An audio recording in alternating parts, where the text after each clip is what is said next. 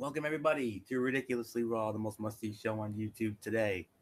Hello friends, how are you? Nice to see you. Anthony Floyer here with you for another edition of Ridiculously Raw as we were live tonight from the Smoothie King Arena in New Orleans, Louisiana. First time since WrestleMania. Great moment there. But well, I should say the Smoothie King Center. But nonetheless, before we get into this, history made, folks. Big change at the Raw announce table. Renee Young, she's not a fill-in anymore, folks. She's permanent now. She will now be joining Michael Cole and Corey Graves each and every week. Jonathan Coachman, if you're wondering, no, he hasn't been fired. He's going to be now hosting the pay-per-view kickoff shows from now on, and that very likely goes into effect this Sunday night for the Hell in a Cell event in San Antonio. So an historic moment right there. So congratulations, Renee Young, well deserved. The first female full-time commentator on a major show. Well done, well done. That's all there is to say on that. So, all right, we started it off with a in-ring segment with Braun Strowman and your new tag team champions Drew McIntyre and Dolph Ziggler, and they cut a promo about what they did last week. Laying out the Shield with the help of several heel superstars. And then the Shield shows up, all hell breaks loose, and yeah, came off great. I mean, I'm loving this rivalry. I mean, this 6-man feud, which will culminate at the Super Show in Australia on October the 6th, when these 6 men will get it on in what I believe will be an exciting and physical 6-man tag team matchup. So this came off solid. I would have to say second best segment of the night. There was one segment that was better.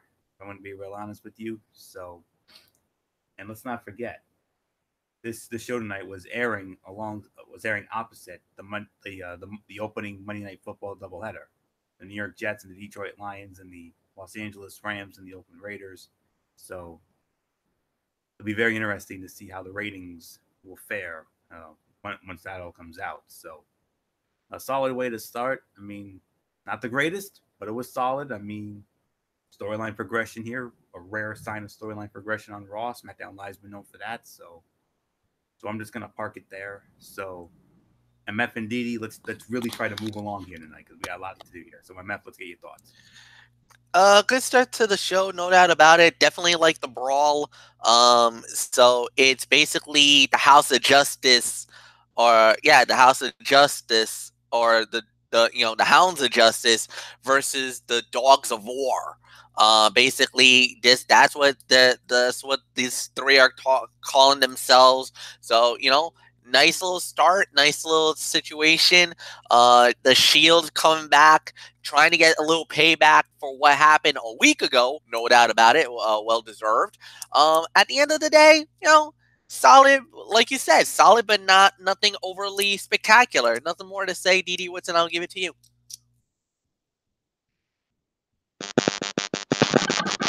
Yeah, it was a good segment. Great way to start the show.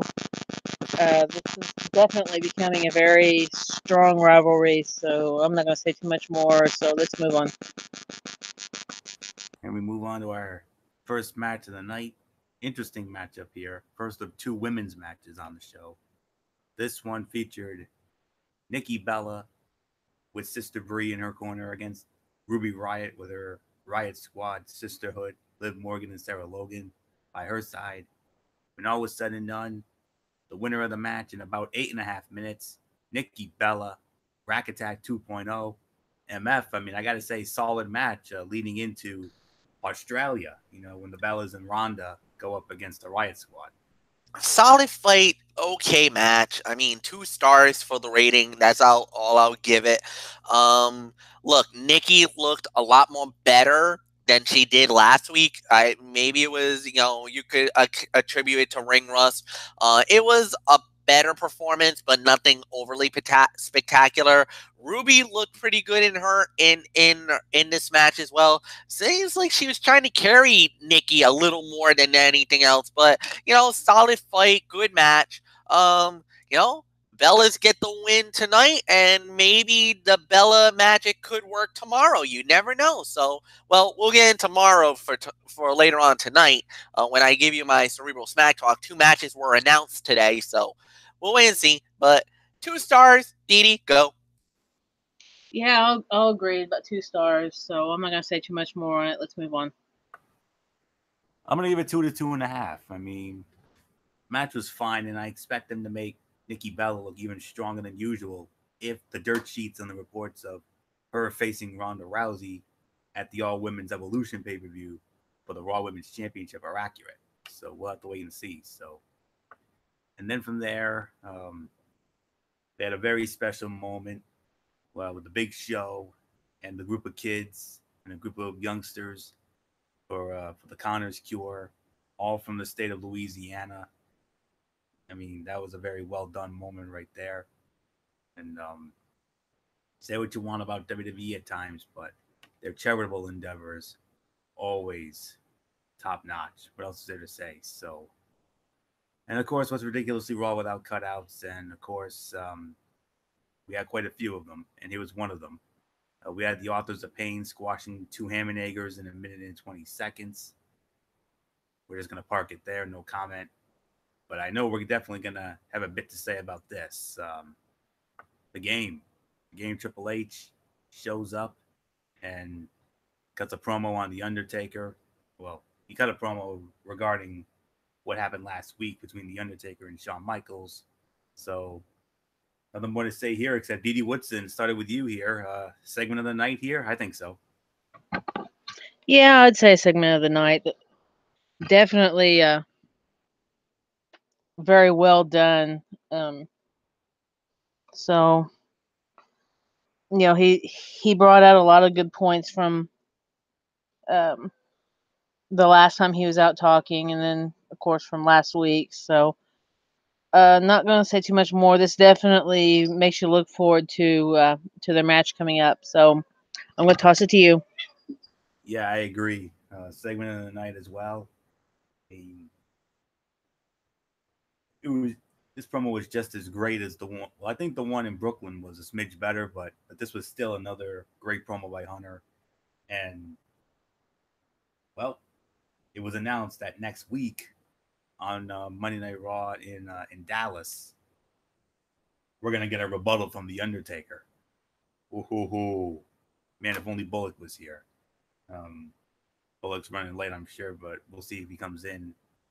But nonetheless, great segment here. Segment of the night, hands down. I mean, Hunter, when that man speaks, we all listen. Ain't that right, MF? Or as I like to call you, or as I like to call you back in the day, Big D. Yeah, this is why I love Triple H. This is my boy, and he delivered it again. He delivered the goods. Very excited, very optimistic. Let's see what happens down the line. But yeah, this has been amazing. Nothing bad to say whatsoever. Solid storyline. Everything was amazing on this one. Just more hype for that super show in Australia, man. They're really going for it for this show. So nothing more to say. Anthony, move on. All right. And like I said, Taker shows up next week. Ooh, that's going to be something. That's all I can say. So moving on to our next matchup. The B team invoking their rematch clause for the Raw Tag Team Championship as they challenge Drew McIntyre and Dolph Ziggler, looking to regain their titles. Sorry, B teamers. No joy in Mudville. McIntyre and Ziggler, as expected, successfully defend their Raw Tag Team Championships. 8 minutes and 50 seconds. Another solid match here. I mean, the outcome was never in doubt. I mean, we all knew that that Ziggler and McIntyre were going to go over. I mean, this was another 2 to 2.5. I mean, B team tried, but McIntyre and Ziggler, 2/3 of the, I guess what they're now calling the Pack of Dogs, or the Dogs of War. Yeah, I mean, it would have been foolish to put the titles back on the B team. I mean, Ziggler and McIntyre, they're the money tag team right now. I mean, I wouldn't be surprised if we see these two against Rollins and Ambrose somewhere down the road. Wouldn't surprise me at all. So, nothing more to say here. 2 to 2.5 stars. So, MF, I mean, solid match. I mean, outcome was never in doubt. We all knew that McIntyre and Ziggler were going over. Solid match, like you said, 2 to 2.25 stars. Give the B team an A for effort. They really went for it to try to get the belts back. Unfortunately, it wasn't meant to be. And McIntyre and Ziggler, they're the shot in the arm for the Raw tag division right now. There isn't no campy comedy, no funny ha shtick that you got to worry about. Even though the division itself is light years not as strong as it was on SmackDown Live, but still, when you got the Shield and McIntyre and Ziggler being basically the lead of the division, then I think you're in a very good spot right now. So nothing more to say. 2 to 2.25 stars. DD, go. Yeah, I'll agree with the rating. So I'm not going to say too much more. You guys kind of covered it, so let's go on. Okay. Running down everything here. Just give me a moment here. Let's see. Tag team champs. Okay. It looked like we were going to have a match with Kevin Owens and Tyler Breeze. That never happens. That didn't happen because Kevin Owens basically beat the snot out of Tyler Breeze.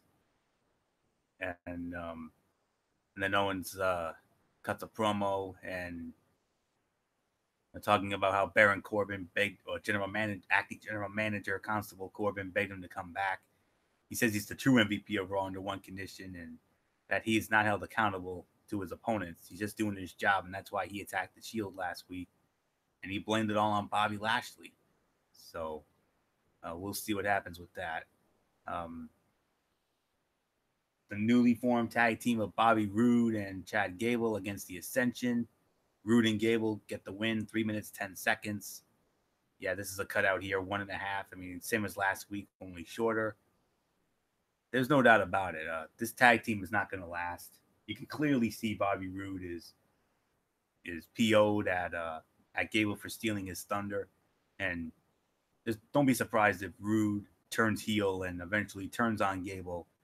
And if we get a singles feud between those two, then I'll be intrigued. I would love that. This would be a classic case of young upstart against a wily veteran, Bobby Roode, longest running TNA heavyweight champion in history, 251 days. So we'll see what happens with that. So we're just going to park it there. Big time women's tag team matchup here. Raw Women's Champion Ronda Rousey and Natalya squaring off against Alexa Bliss and Mickie James. It was originally supposed to be Alicia Fox, but I guess Alexa Bliss changed her mind and decided to go with Mickie here. But it wouldn't have mattered because Ronda Rousey and Natalya, they won the match 13 minutes and 50 seconds. It was Ronda Rousey with the armbar submitting Mickie James. So MF, I mean, based on all the matches tonight, by default, the fight of the night? Yeah, by default, the fight of the night. 2.5 to 2.75. I could even go 2.5 to 2.75 is my rating for the fight. Solid match. Ronda definitely looks really impressive as the Raw Women's Champion. Natalya definitely is looking good on her end as well. Really nothing more to say here. So, Didi, I'll give it to you.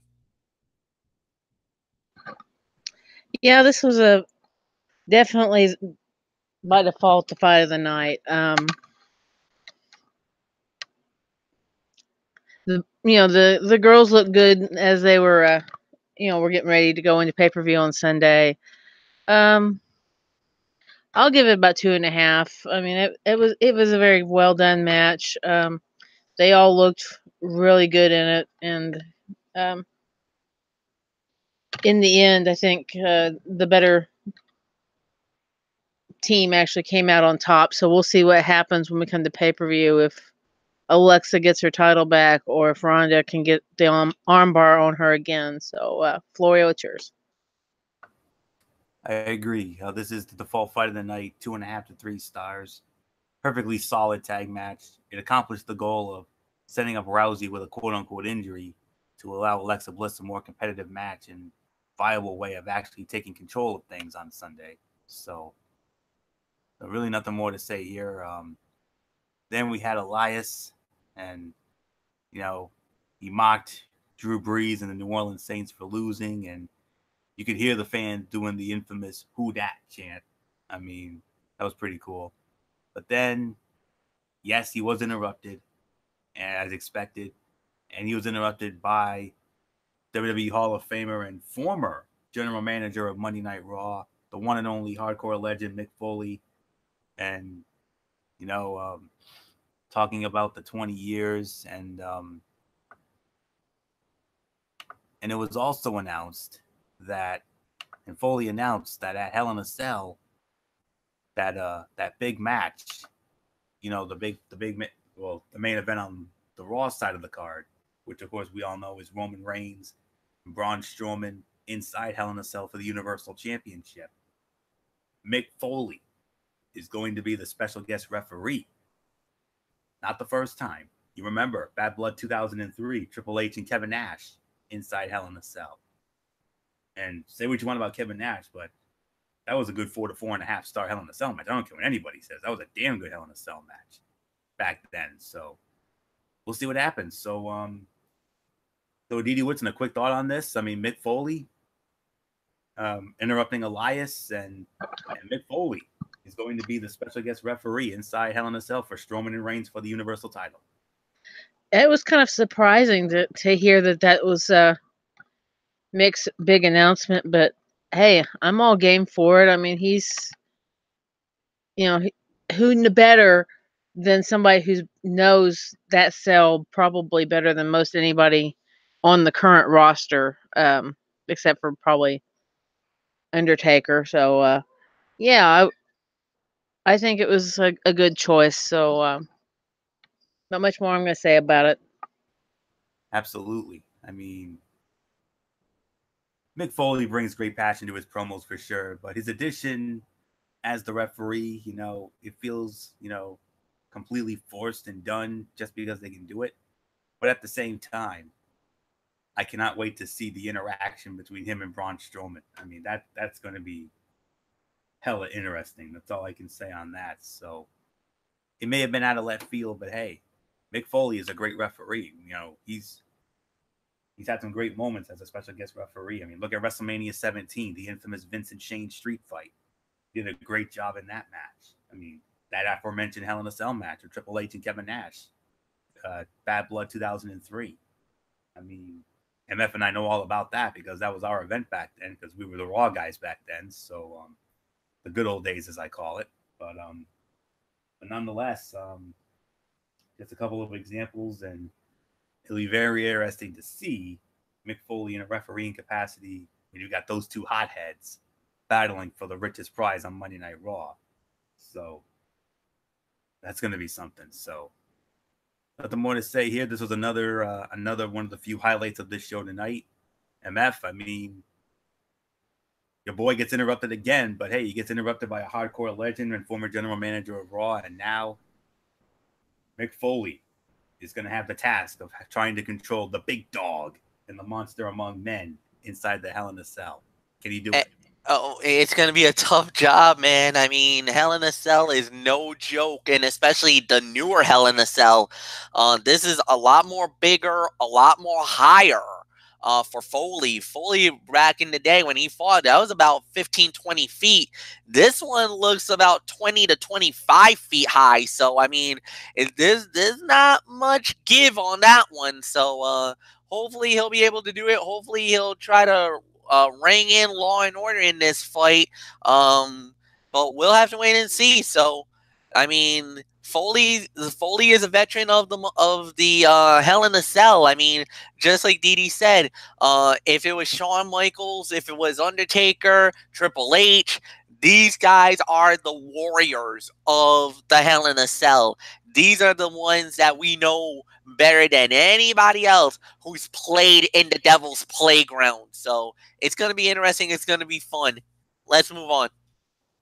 And we move on to another interesting matchup here. Finn Balor. Finn Balor squaring off against Elias. Finn Balor wins the match, 10 minutes and 20 seconds. 2 1/4, 2 1/2.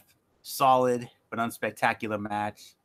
The live crowd couldn't care less. It was largely a disinterested crowd. But a nice win, though, for Finn Balor. So nothing more to say on that. So, MF, your quick thought on Finn Balor and Elias. Balor wins in about 10.5 minutes. Two-star match, no doubt about it. No doubt about it. Sorry. Good match, solid fight. Yeah, the crowd stunk on that one. They were kind of, I guess it was getting pretty late in the night, trying to keep the crowd interested in that. But one thing's for sure, Finn Balor is over. Dee Woodson, it's all yours, my love. Yeah, I'm going to give it about 2 1/4 stars. It was a very good way to end Raw. Congratulations to Balor for getting a win, and awesome match that Mick Foley put together here. So not much more I'm going to say about it. Florio, it's yours. Well, we have one more piece of business on this Monday Night Raw, Dee. That was the final match of the night. This was overall the final segment of the night. Braun Strowman calling out the Universal Champion Roman Reigns. They get into it. Oh, boy. They got into it. They went at it. And unfortunately, much to my chagrin, I mean, if you've seen some of our shows in the past, some of our pay-per-view recap shows, you've heard MF voice his displeasure over when the Spanish announce table gets destroyed. Well, tonight I'm going to have to voice my displeasure because the stage announce table got destroyed. Roman, Braun, what in the world has that stage announce table done to you guys? Jesus, I mean, ugh. But as upset as I was to see my precious stage announce table get destroyed and shattered into pieces, I mean, at least you know why they had to do it. I mean, you want to get us excited about Hell in a Cell, and for me and my fellow Braun Strowman fans, I mean, there actually is hope because when all was said and done, Roman was standing tall. So Roman went over here. So MF, I mean, a crazy way to close the show. Yeah, my stage announce table got destroyed. Boo. But hey, storyline progression here. Roman went over, and is there a chance? Could there be a chance since Roman got the edge here? Is there a chance Braun could actually steal the title in Hell in a Cell? Wait. Because if you remember, a week ago, actually for the last 2 weeks, Roman has been laid on his back, laid out as Braun Strowman stood tall. Number one, well, no, let's go back because it goes further than that. It goes at the night that Braun actually tried to cash in the Money in the Bank, and he went through the announce table and basically got laid out. Then 2 weeks in a row, Braun Strowman stood tall because he had Dolph Ziggler and Drew McIntyre helping him. Then last week, if you remember, he had the whole Raw locker room beat up the Shield. This time around, yes, Roman does stand tall. He gets his measure of revenge on Braun Strowman. Technically, if you think about that, Anthony, it's 2-2. So you can't read too much into it, but the legacy of the Money in the Bank, Hell in a Cell, with the title on the line, and Mick Foley's the referee. there's a number of scenarios how this plays out. I mean, obviously, if Braun wins, that's yet another name that gets added to the success rate of the Money in the Bank cash-ins. We had 2 women successful Money in the Bank cash-ins, and in all the years that we've done Money in the Bank, only 2 people have failed. John Cena, Raw 1000, when he fought CM Punk for the WWE Championship, even though Big Show interfered, but it was a failure. Number 2, Damian Sandow, Monday Night Raw. Try to cash in on John Cena, tapped out. Done. Goodbye. The most recent one, Baron Corbin, SmackDown Live, Providence, Rhode Island. I was there. And he tried to cash in on Jinder Mahal. Now, Cena was there, but Jinder did the roll-up of doom, 1, 2, 3, and Corbin lost the contract. The contract went bye-bye. So, we're just going to have to wait and see. But this was a solid close. Good stuff. Didi, what's in this yours?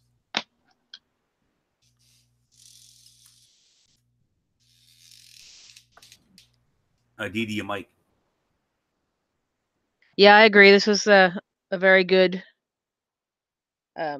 good segment to close the show with. I'm not going to add too much more. You guys pretty much kind of covered it. Let's go on.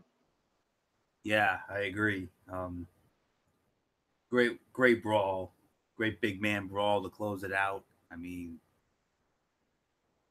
for the Braun fan, for the Roman haters, I mean, they're smiling right now. They're like, Roman went over here. Maybe booking 101 might come into play here, and Braun actually might actually walk out of Hell in a Cell the new Universal Champion. We can only hope, but who? I mean, like I said, it doesn't matter. I mean, we have a full-time Universal Champion. I mean, Lesnar no longer has the stranglehold on it, as was evidenced at SummerSlam when Roman finally ended our long national nightmare. So we'll see what happens. So a great way to close it out, no doubt about it. So overall thoughts, and I believe Didi Woodson gets it first. So Didi Woodson, let's get your quick overall thoughts on this go home to Hell in a Cell edition of Raw in New Orleans tonight. Not the best go home show, but they did, pull in at least a little bit of newsworthy stuff, mainly within the segments. I'm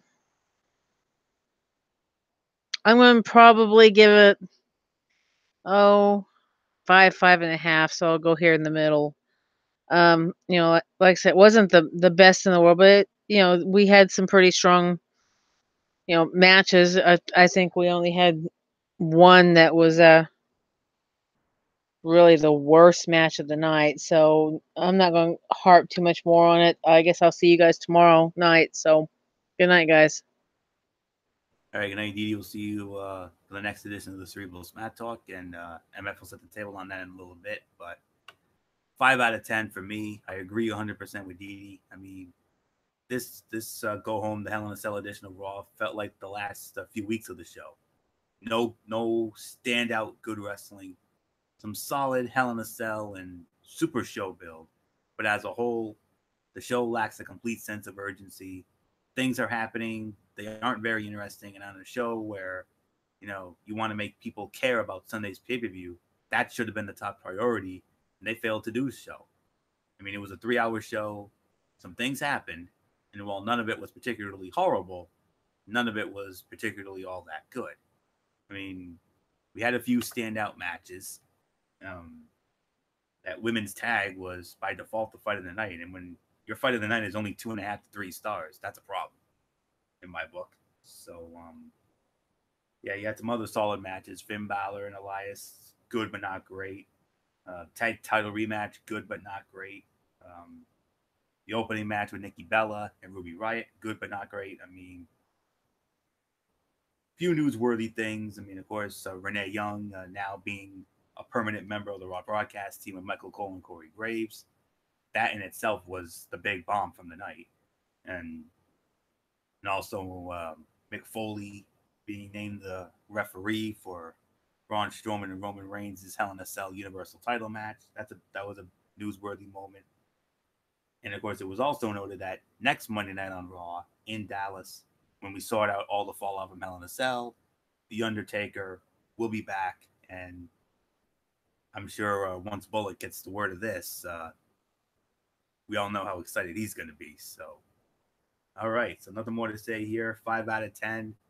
I mean, it's in the middle. I agree 100% with Didi. So, MF, I mean, I'm just going to go out and say it. I'm not even going to bother challenging SmackDown Live. I mean, I already know tomorrow night in Lafayette at the Raging Cajun Dome, the your guys and gals over on Team Blue, you're already going to knock it out of the park. I mean, I don't even have to challenge you guys. So it's a 5 out of 10 for me. MF, I mean, quick thought. I mean, SmackDown Live tomorrow is going to really whoop Raw again. Well, I hope. You never know, but you know, sometimes you could always have an average show. You know, SmackDown Live has had average shows before, even with that awesome lineup that we have. We've had some shows where we weren't the best. That's okay. You know, it is what it is. 5 out of 10. You're right. This was a decent show, but it was 50-50, more or less. So not the way to build going into, you know, the Hell in a Cell, but, you know, I can't complain too much about it. Nothing more to say. So, Florio, let's get on to your Tony's take. Yes, indeed. And of course, before I do that, I just want to address real quick the final card for Hell in a Cell. Well, from the Monday Night Raw side of things, Braun Strowman, Roman Reigns, Universal Championship inside Hell in a Cell. Special referee Mick Foley, Alexa Bliss, Ronda Rousey for the Raw Women's Championship, and it is official. Dean Ambrose and Seth Rollins will challenge Dolph Ziggler and Drew McIntyre for the Raw Tag Team Championship. And when all is said and done, 2, 3, 4, 5, 6, there's 8 matches overall. Raw only has 3. The other 5 are all for SmackDown Live. So I think it's very clear who they're favoring when it comes to the cards. So more matches, maybe some impromptu matches. I don't know, but we'll see. So that's really it for the Raw side.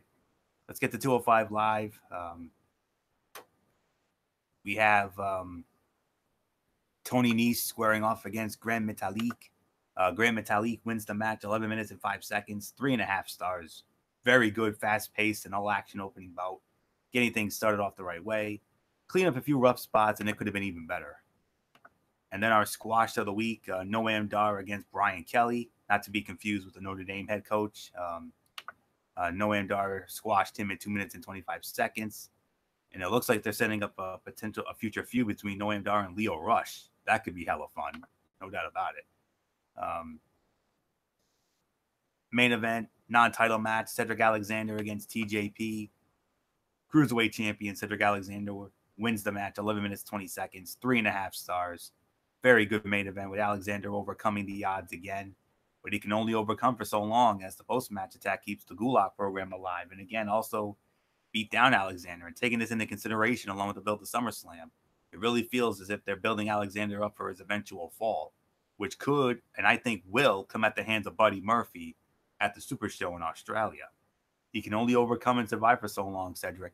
And if his run is about to come to an end, they're doing a great job of setting him up as going down as a fighting champion. So Buddy Murphy will meet Grand Metalik on the next show. So that should be interesting. So 7.5 out of 10. Another strong show as it remains extremely consistent. 2 very good matches. Set up a logical match for next week. Kicked off a potential Leo Rush and Noam Dar feud. And sets things in motion for Cedric Alexander to finally drop the title. And it continues to be a fun and easy show to watch each and every week. So, my friends, I strongly encourage you, MF, Bullock, and whoever else is out there, give it a chance. I mean, if you can't watch it live, hey, it's on demand. That's all there is to say. So, give it a whirl. That's all I can say. You won't be disappointed, I promise. So, 7.5 out of 10. Let's move on to Impact Wrestling, and we started it off. Rich Swann against Petey Williams, a return match from the Redefined special. This time, Petey Williams goes over 7 minutes and 45 seconds, 3-star match. Like at Redefined, it was a good back and forth match. Matt Sydal, he got involved in the match. He distracted Rich Swann. That allowed Petey Williams to hit the Canadian Destroyer. So a Rich Swann and Matt Sydal feud, yeah, sign me up. That's going to be hella fun. Desi Hit Squad against Joe Hendry and Grado. Desi Hit Squad goes over in 5 minutes and 5 seconds. 2-star match. It was okay. They largely kept the action moving. And I'll say this, Joe Hendry actually looked pretty decent. But then after the match, Katarina turns heel. She turns on Grado. She was trying to get together with Joe Hendry, but Joe Hendry wasn't having it. So that was pretty much it. So Katarina as a heel, I've always loved her. She's much better as a heel, and I'm hopeful that they get her away from those two and she can maybe go into the Knockouts division. I would love to see that. So Eli Drake squashed to some Hammerneger, 12 seconds. No comment. Knockouts championship on the line. Tessa Blanchard, her first title defense against the former champion Su Yung. Tessa Blanchard retains in 12 minutes and 40 seconds. 2.5 to 3 stars. Solid back and forth fight. But there was something missing. I mean, Su Yung is okay, but there was no real drama in her winning.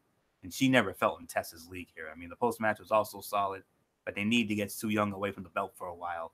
And I think we need a new face or two mixed in, Katarina and some others. So, and then another great angle with the LAX and OGs. Really looking good there. And then OVE against Ace Austin, Trey Miguel, and Zachary Wentz. It was a hell of a sub 4-minute sprint. I mean, it's not often I get 4-minute matches 3 stars, but it was really good here. And then we closed the segment with Moose explaining his actions, and it was a mixed bag. I mean, he was solid in trying to explain his actions, but he didn't really feel like a main event promo guy, especially compared to Austin Aries. Johnny Impact is a good wrestler with a great look, but he comes off like a complete geek when he talks at times. And it was also announced that out of nowhere, Austin Aries is going to defend the World Heavyweight Championship at Bound for Glory against Johnny Impact. I mean, no real explanation there. I mean, one of the things that the Don Callis and Scott D'Amore era has done so far has been doing things that are simple and made sense. This announcement was not that. So, I mean, don't get me wrong. I'm excited about the match. I mean, it's going to steal the show at Bound for Glory. No doubt about it. That's a classic waiting to happen. So I'm just going to park it there. 6.5 out of 10. Solid and easy to watch show. Nothing bad. And the build to Bound for Glory really kicking off with some matches made official. They kicked off a Sydal and Swann program, continued OVE versus Brian Cage and the Lucha Brothers. Women's title picture is murky right now, but seemingly points to Tessa and Allie. I've also enjoyed the LAX saga. But the low points, Desi Hit Squad, Henry, Grado, Katarina stuff. To a minor degree, the Drake angle.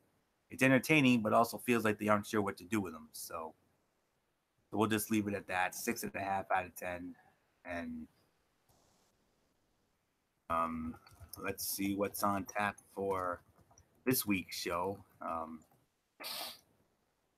Real quick. And an opening segment, Austin Aries, Killer Kross, and Moose.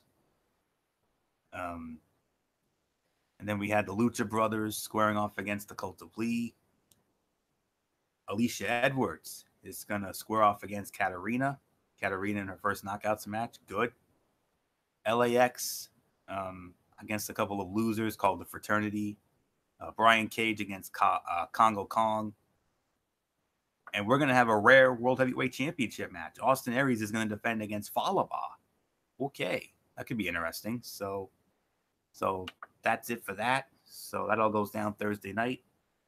Television. If you're interested, I mean, I know nobody's going to be interested because, Thursday Night Football is going to be back. Good matchup. Baltimore Ravens against the Cincinnati Bengals. That's going to be hella interesting. So, especially after what those two did on opening week. So, we'll see what happens. So we're just gonna park it there. One more order of business before we close up shop here, and that is MF.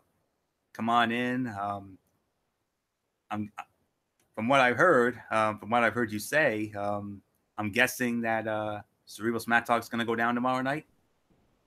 Cerebral Smack Talk is going down tomorrow night, live at 10 p.m. Eastern, immediately following SmackDown Live when it's all said and done. Yeah, we definitely got some big stuff coming on. SmackDown Live, of course, my review of Lucha Underground, and that's really it for the most part, unless I find some other things in the world of professional wrestling. But pretty light show, but. The final build to Hell in a Cell, and that's basically it, ladies and gents. So 10 p.m. Eastern, Braves Fan 95. See you tomorrow. Anthony, it's yours. All right. Thank you very much, MF. And yes, tomorrow night, immediately following SmackDown Live with MF on Braves Fan 95, Cerebral Smack Talk, we'll run it down. And then we'll be off on Wednesday, and then Thursday we'll next be with you. Time to be determined. Hopefully we'll get it in this time, barring any commitments beyond these guys' control. Hopefully we'll have it this time. College football Thursday, week 3. And we'll run down the top 25 action of week 3. And we'll also, and hopefully we'll get our first power poll in. We'll see. Friday night, of course, we got NFL Friday. We got to work something out with that.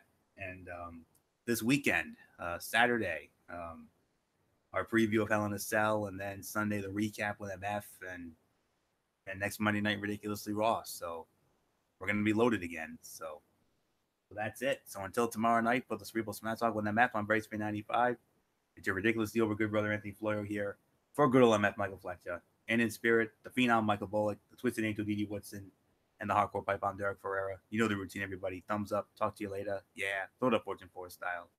Bye for now, my friends. God bless. Be good to each other. Have a blessed Tuesday. And remember, no matter what anyone tells you, wrestling is indeed actually real. Everybody who's been a part of this one, for now, Anthony Florio saying so long and bye, everybody. Bye. You've been watching Ridiculously Raw right here on the Tone 25 on YouTube.com.